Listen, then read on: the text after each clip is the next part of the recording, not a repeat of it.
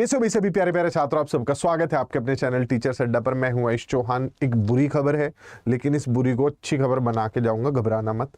BPSC में TRE 4.0 और STET की डेट्स को लेकर बच्चों में बहुत दिमाग में अफरा तफरी मची हुई है कि एसटेट का फेज 2 क्या टीआरई 4.0 से पहले हो जाएगा।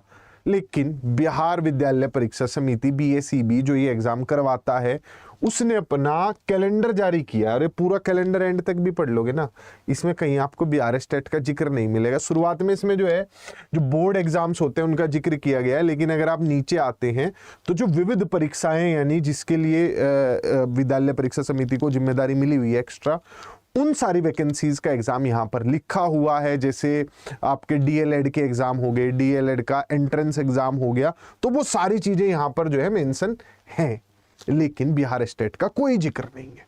तो क्या इस साल बिहार स्टेट नहीं होगा? तो मैं आप लोगों को इस चीज को थोड़ा सा समझा देता हूं। भाई, जब एस्टेट का फेज 1 का रिजल्ट जारी हुआ था, उसी दिन प्रेस कॉन्फ्रेंस में बीएसईबी ने अपनी तरफ से क्लियर कर दिया था कि एक बार टीआरई 3.0 की वैकेंसीज आ जाने दीजिए। एसटीईटी का आयोजन बिहार विद्यालय परीक्षा समिति द्वारा शिक्षा विभाग से प्राप्त निर्देश के आलोक में किया जाता है। वर्तमान में चूंकि टीचर्स रिक्रूटमेंट एग्जामिनेशन के 3 चरण की परीक्षा हो चुकी है, टीआरई 1, टीआरई 2, टीआरई 3, और टीआरई 3 के कई विषयों का परिणाम भी घोषित हो चुका है और कुछ विषयों का परिणाम अभी घोषित होना बाकी है।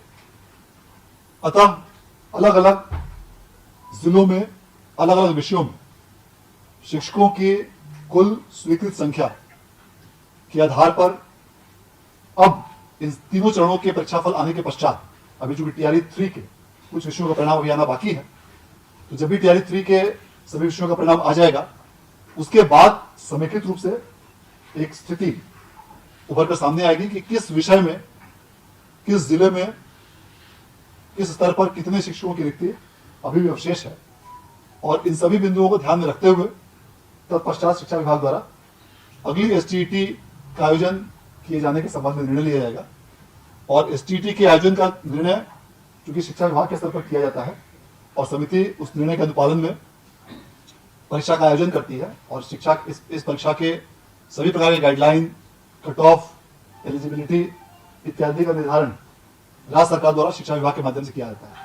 रिजल्ट आ जाने दीजिए, उसके बाद शिक्षा विभाग काउंट करेगा कि किस विषय में, किस जिले में कितनी भर्तियां हैं।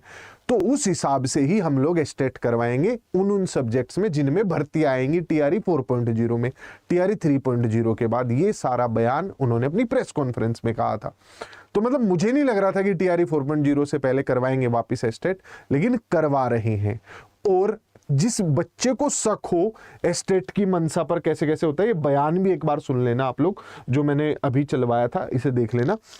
लेकिन फिर भी कुछ बच्चे होते हैं जिन्हें शक होता है, तो मैं आप लोगों को इतिहास थोड़ा सा एक बार दिखा देता हूं। बीएसटेट नोटिफिकेशन 2023 की एक बार आपके सामने स्थिति लाना चाहता हूं, उससे बहुत सारी चीजें क्लियर हो जाएंगी। ये देखो भाई, ये अगस्त 9 2023 में नोटिफिकेशन आया था। 23 तारीख इसकी लास्ट थी। और अगर तुम कहो कि एग्जाम डेट भी सर एक बार दिखा दो, दुनिया में ऐसा कोई एग्जाम नहीं हुआ होगा जो इतनी स्पीड से हुआ होगा। 4 तारीख से शुरू हो गए थे इसके एग्जाम। सबसे पहला जो एग्जाम हुआ था वो मैथ्स का ही हुआ था। 9 तारीख को फॉर्म आए थे, 30 दिन से पहले एग्जाम हो गया था, और 14-15 तारीख में तो रिजल्ट जारी कर दिया था। तो बीएसईबी जब अपनी पे आएगा और उसे ये होगा कि नोटिफिकेशन आ गया और हमें एग्जाम करा कर देना है, शिक्षा विभाग बताएगा ही उन्हें कि भाई हमें फरवरी में नोटिफिकेशन देना है, जनवरी में देना है, वो उससे पहले एग्जाम करा के रिजल्ट जारी कर देंगे। तो जितने बच्चे स्टेट की तैयारी कर रहे हैं भाई, करते रहो। ये बिन मौसम की बारिश है, कब होगी ना मैं बता सकता ना तुम बता सकते, लेकिन विभाग के अनुसार होगी जरूर। पर मौसम विभाग की तरह ही है, कह तो रहे हैं होगी, कब होगी वो नहीं पता चल रहा है। तब तक के लिए जितने भी बच्चे तैयारी कर रहे हैं, नीचे बैचेस में जुड़ने के लिए नंबर दिया गया है, उस नंबर पर फोन कीजिए और बैचेस में जुड़िए और अपनी तैयारी कीजिए। Bye bye, take care. Subscribers carnival 9 तारीख 5 बजे क्या है, जरूर जुड़िएगा।